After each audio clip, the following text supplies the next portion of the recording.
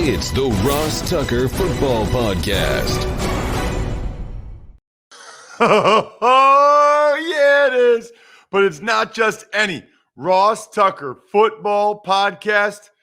It is a teaching tutorial Thursday. Class is in session with NFL Films legend Greg Cosell, executive producer of the NFL Matchup Show. One of my favorite times of the week, every week. We'll get to Greg momentarily. I must tell you, we are presented by DraftKings. They are awesome. I also need to tell you, it's the last day. It's the last day of the week for you to be a winner.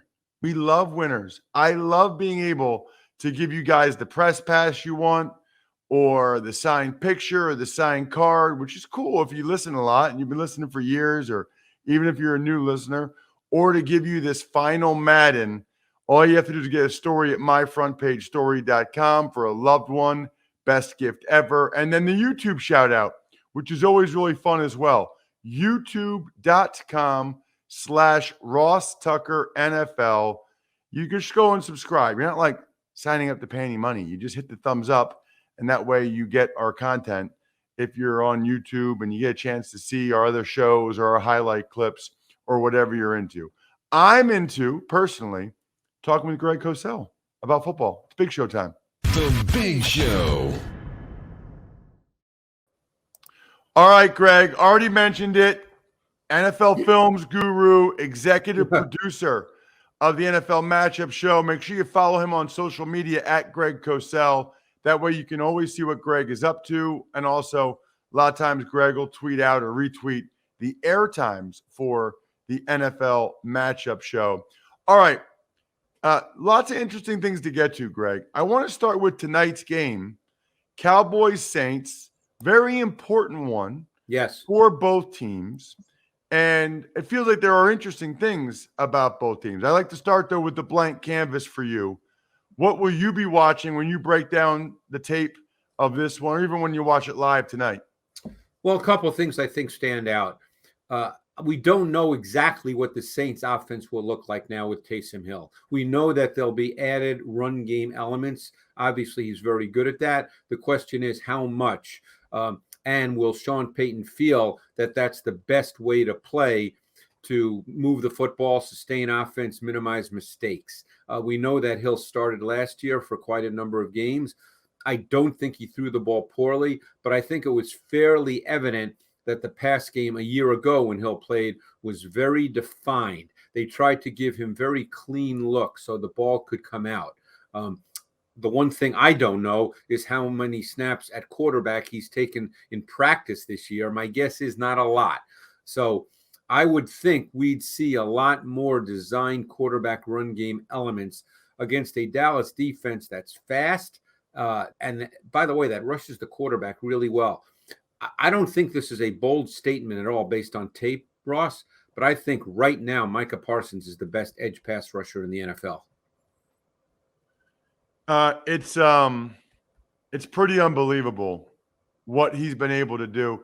You know, the crazy thing is, Greg, and I think I tweeted this at Ross Tucker NFL. You know, first of all, he opted out last year. I know. Yeah.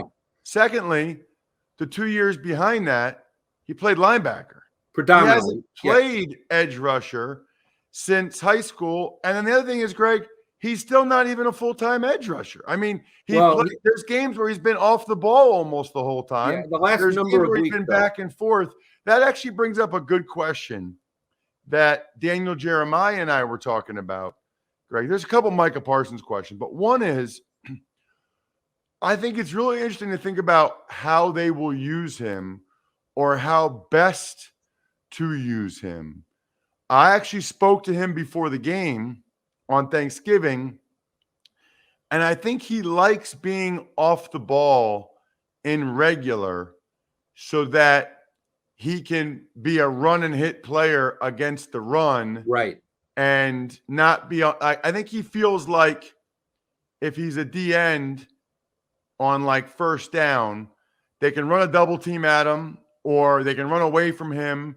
I think he didn't say this exactly, but it sounded like he'd like to be off the ball in regular and on the ball in in nickel or sub when it's, Right. an obvious pass rushing situation. Yeah. Well, Curious your thoughts. well, clearly he would like the freedom of being off the ball because you get freedom of movement.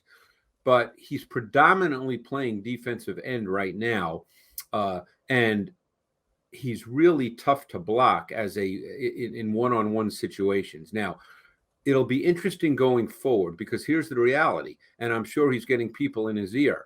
He's going to get paid a lot more. I know he's only a rookie, so he's still a few years away. But defensive end / pass rusher is a far more premium position in a defense than stacked linebacker, as you well know, Ross. And ultimately, that is a position that is deemed as more valuable to a team, more important in games. This goes all the way back to Bill Walsh talking about one of the most important things in the NFL is pass rush in the fourth quarter. And there's truth to that. So it'll be interesting to see how many snaps he truly plays at stacked backer going forward.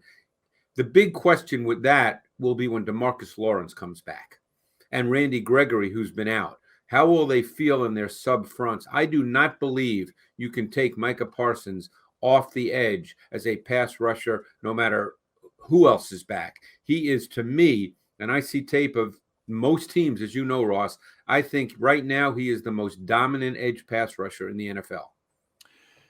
A couple more thoughts because I find this interesting. Greg, I just don't see anyone else that moves like him. And I'm not sure it's the bend. I see two things when I watch him. One, his closing speed is ridiculous, but it probably should be, right? I mean, he's essentially an off-the-ball linebacker coming off the edge. He ran a 4.40 or whatever he ran. But his acceleration and closing speed, when he gets the quarterback in his sights, he's on him like this. I'm doing that game, the Raiders-Cowboys game, and twice, Greg, they ran a bootleg to his side. What a terrible idea. I mean, as soon as he redirects, he was on Derek Carr. I think the quarterbacks are honestly surprised how quickly he's on him. I think they're used to on a bootleg when they see that much space between them and the edge guy, they have like a second and a half or whatever. You have like not even a second with him. I mean, his acceleration, closing speed. And then the other thing is his it's not really change of direction, but it is change of direction. It is like change of direction. When he does an outside step and comes back in, or inside step goes out, nobody else can really move like that. No, and maybe it's because he's only 245 or whatever. He's not 265, 270, but nobody else can really, he's making offensive tackles whiff sometimes, Greg. Yeah, his balance is phenomenal because you mentioned the change of direction, but then it's his balance and his burst off of that.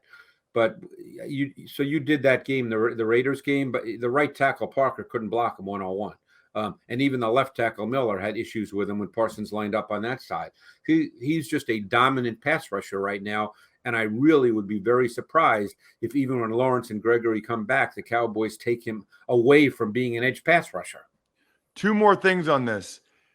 What's ironic is that he played linebacker at Penn State because when he got there, they had Sharif Miller, Etor Gross-Matos, Shaka Toney, Jason Alway. I mean, they had 4 NFL draft pick defensive ends. They had 0, Cam Brown, I guess, but they had 1 NFL draft pick linebacker. That's why they put him at linebacker, because they had a bunch of D ends that were pretty good already. He would have played D end at Penn State. He would have been a top 5 pick. The Cowboys never would have got him if he had played D end at Penn State. And then the last thing I would say is when I watch him, Craig, and you will remember this guy. A lot of people might not. It's crazy how much he reminds me of my former teammate, LeVar Arrington.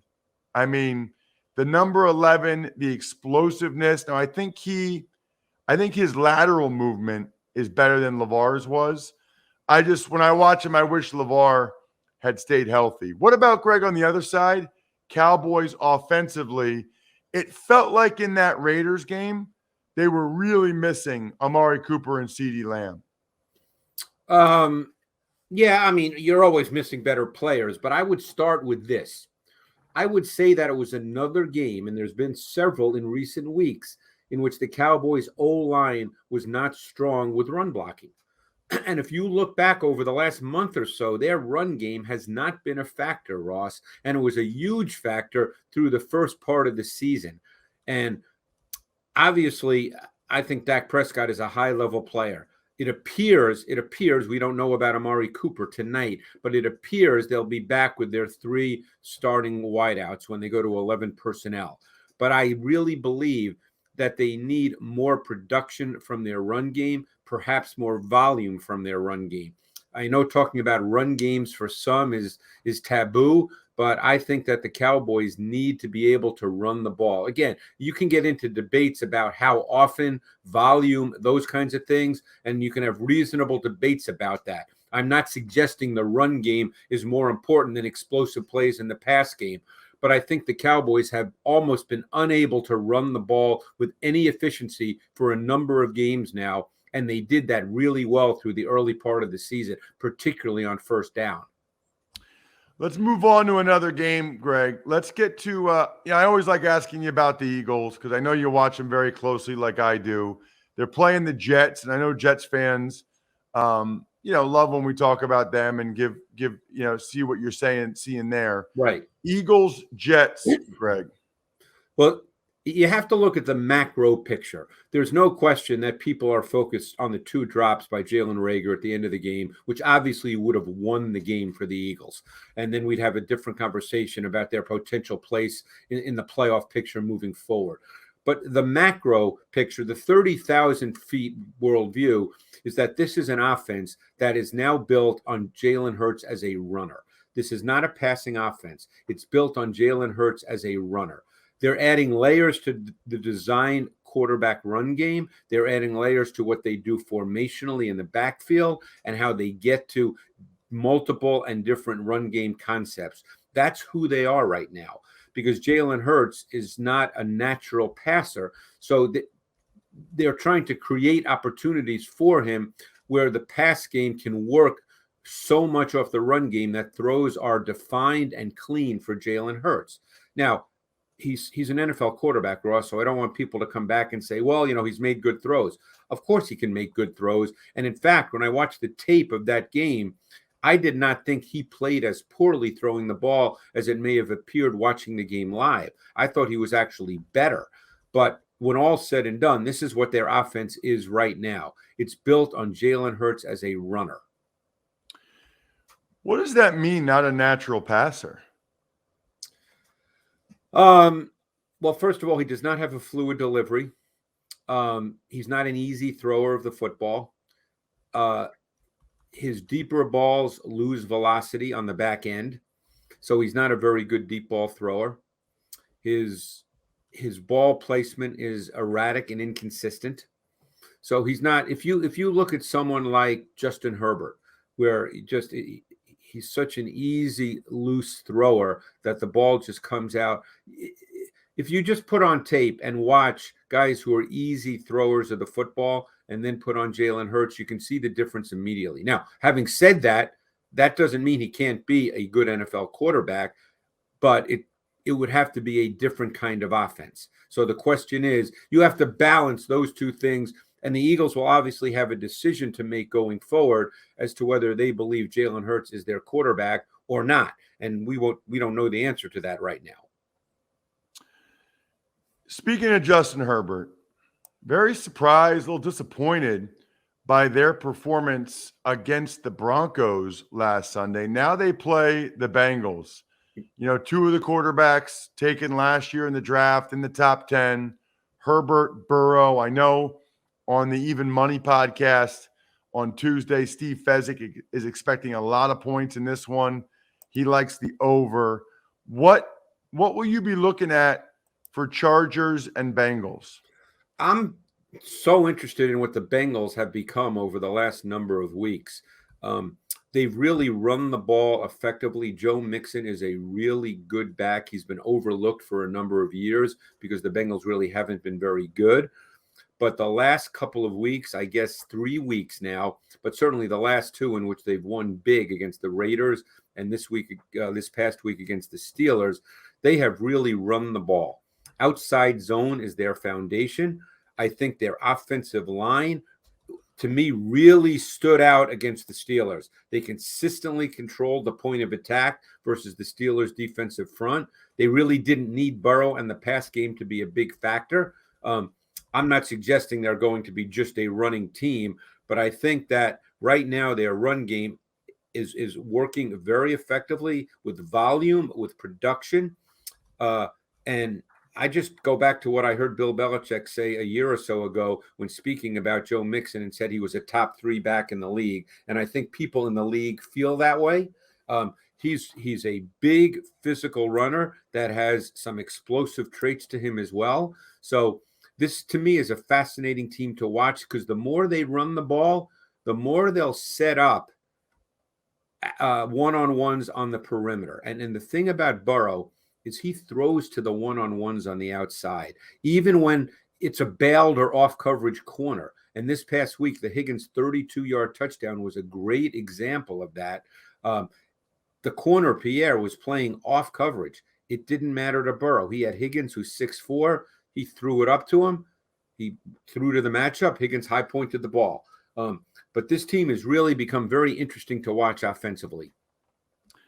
Yeah, they've been very, very good. You see anything from Herbert, Greg? I didn't study that tape yet this week, so I have to look at that because obviously that defense he played against with Vic Fangio always does some interesting things.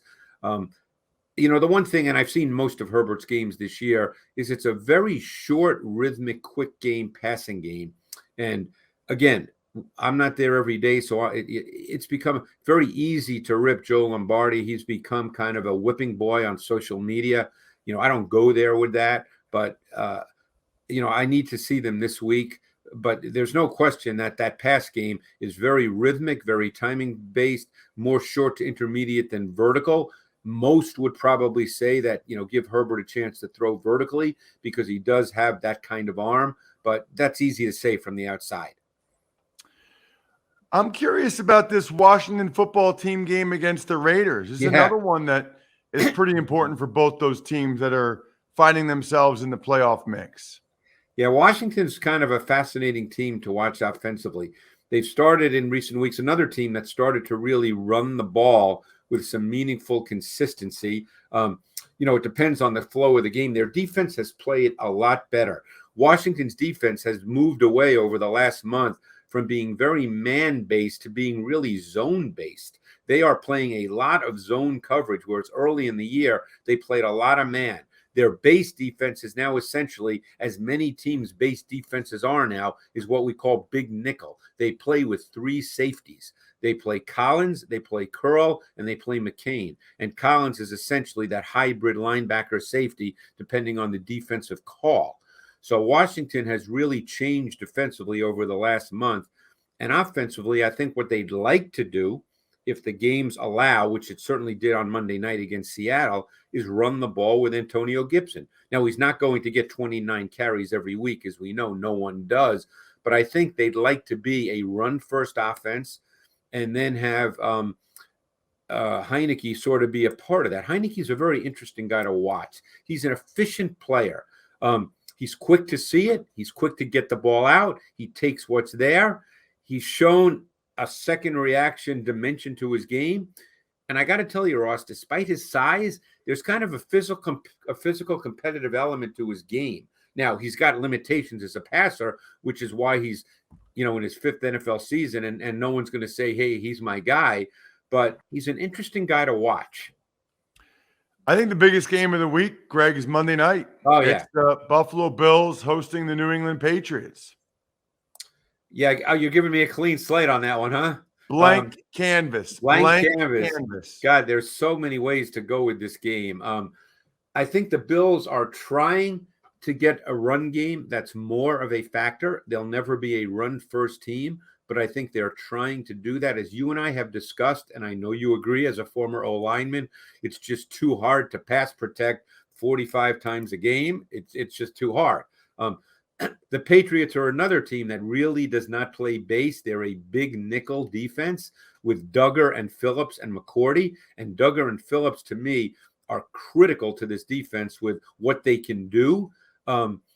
On the other side of the ball, I'm very curious to see what the Bills' approach is coverage-wise with Tre'Davious White out, because the Bills play more man coverage than people might think. People just through the years think, oh, Leslie Frazier, Sean McDermott, all they do is play zone. That's not true. White's was not used as a matchup corner, though. He played the boundary corner position, and Levi Wallace played the field corner.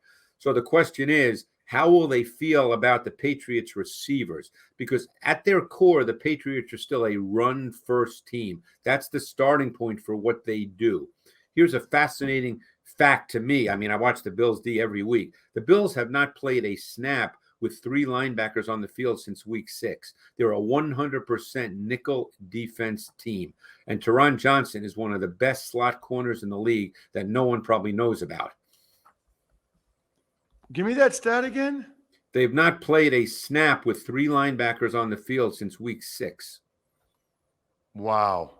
They played nickel literally 100% of the snaps. You know, it's going to get to the point, Greg, where that's the norm, and playing 3 linebackers is considered, is playing 3 linebackers considered the substitute defense.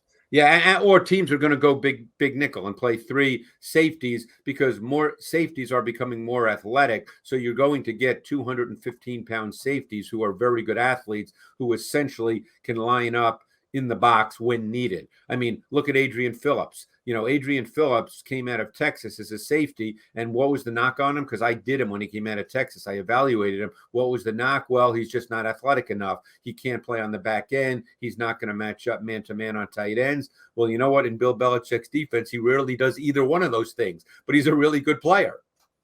You're a really good interview every week and a really good analyst at Greg Cosell on Twitter. Excellent work as always, Greg. Really appreciate it. Thanks, Ross. Thanks so much. You know what else I appreciate? Crocs. I showed him, can't remember what show it was, or maybe it was here on the Ross Tucker Football Podcast. I wear Crocs every day. I wear multiple Crocs every day. In fact, I got the wool-lined ones if I'm going outside.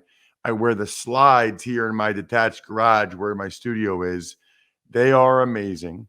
Speaking of amazing, the Crocs Predator Showdown series is coming. And dare we say free to play on DraftKings.com. Draft the best lineup, and a slice of 10 G's could be yours across 3 different contests. Just enter on game day and see just how well your lineups stacks up against the competition. At the end of the day, you'll be paid out cold, hard cash based on your fantasy score. Next one coming up, Christmas, Saturday, December 25th. Learn more at DraftKings.com/Crocs. Eligibility restrictions apply. See DraftKings.com for details. Tuck's Takes. Well, I never thought I'd say this one, Ross. Seahawks signed running back Adrian Peterson to their practice squad. Right, and I'm sure they'll elevate him, and it's just a temporary thing, and you're allowed to do that because of the COVID rules. It's still just weird. I mean, it's weird there's a 35 or 36-year-old guy on the practice squad. It's weird theoretically if they don't activate him. He could go from the practice squad to the Hall of Fame. That's never happened before. I mean, the COVID rules have really just changed everything, and I'll be curious next year. I think that these will just be the new norm, which, by the way, is really good for NFL players because they've got more guys on practice squad.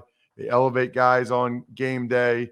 You've got more guys that can get spots because there's more practice squad eligibility. So I guess that's one minor positive that came out of this whole pandemic, which I think, like everybody, I am so sick of, so tired of. I don't want to hear about more variants. Let's just let's hope we can get rid of this thing or get to a new normal at least as soon as possible. Tuck's Takes.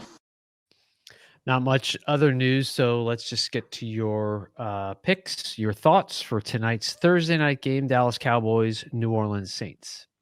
So this is an interesting one. Both teams getting a lot of guys back. The Cowboys are getting back. It looks like Amari Cooper. I thought he might miss this game with the COVID symptoms, but it sounds like he's expected to play tonight. They'll get CeeDee Lamb back, which is significant. But the Saints, they might get a spark from Taysom Hill as the quarterback. They're getting, it sounds like, Alvin Kamara and Mark Ingram back. Taysom Hill playing certainly creates an unknown and a level of uncertainty about this game. I think the Cowboys, though, ultimately are the better team.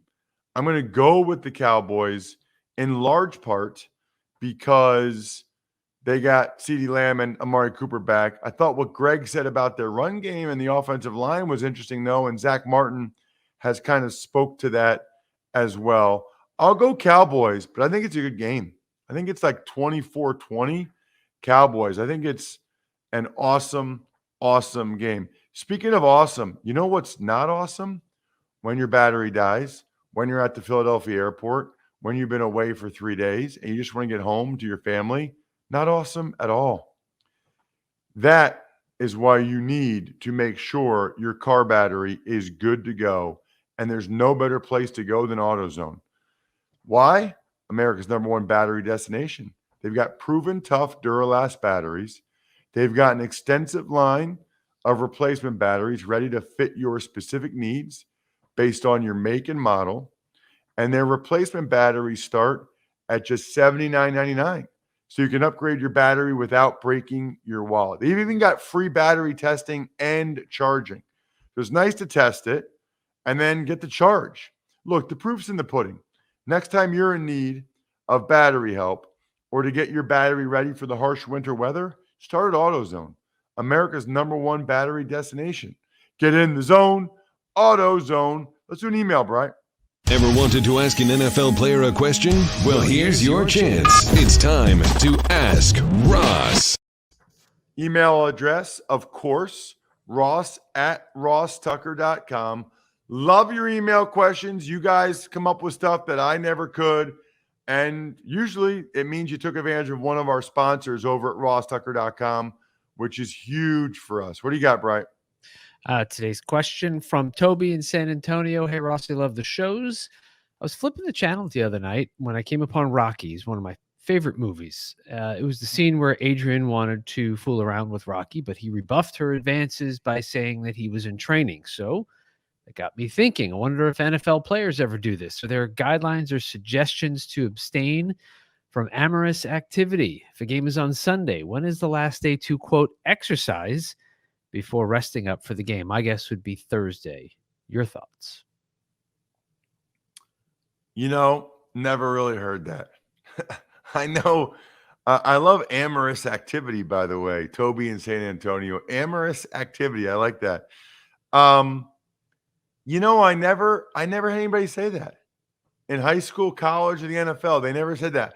I do remember my uncle who played at Delaware in the late 70s, early 80s, and was a very good player.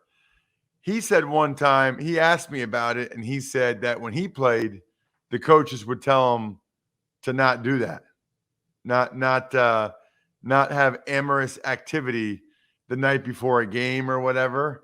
But my uncle said he never followed that. I didn't, Toby. Maybe that's my problem. Maybe I would have been like an all-pro. Maybe I would have been like a Pro Bowl player. Maybe that was the key. But no, I never heard that. I don't believe there's any science behind that. Maybe there is. I don't know. But no, no is the answer. PicksWise is the #1 free app for football picks, odds, and analysis. Find expert picks for every game all season long. Loaded with best bets, props, and parlays. You can find in-depth game predictions, giving you the who, how, and why behind every prediction, all for free. Found your pick? Search our latest DraftKings promotions to sign up for an account and place your bet. Download the free PicksWise app now to make your next bet better. PicksWise backs for responsible gambling. Gambling problem, call 1-800-GAMBLER. Shout-outs are in order. Pizza Boy Brewing, Sporticulture, Vision Comics with an X, HumanHeadNYC.com, SteakhouseSports.com. All awesome companies, all listener-owned companies, all I think we're done here members of Patreon.com/RT Media. And that's why I say I like the email questions. I really never know what we're going to get. I think we're done here. Thanks for listening to the Ross Tucker Football Podcast. Make sure to also subscribe to the Fantasy Feast, Even Money, Business of Sports, and College Draft. All available at Apple Podcasts, rosstucker.com, or wherever podcasts can be found. A lot of times on the show, I mentioned DraftKings. Here's what you need to know. You got to be 21 or older, New Jersey, Indiana, or Pennsylvania only. New customers only. Restrictions apply. See DraftKings.com/sportsbook for details. Gambling problem, call 1-800-GAMBLER, or in Indiana, 1-800-9-WITH-IT. By the way, if what I was talking about included a deposit bonus, doesn't always, sometimes it does. Deposit bonus requires 25 times playthrough, and deposit bonuses are paid out in site credit.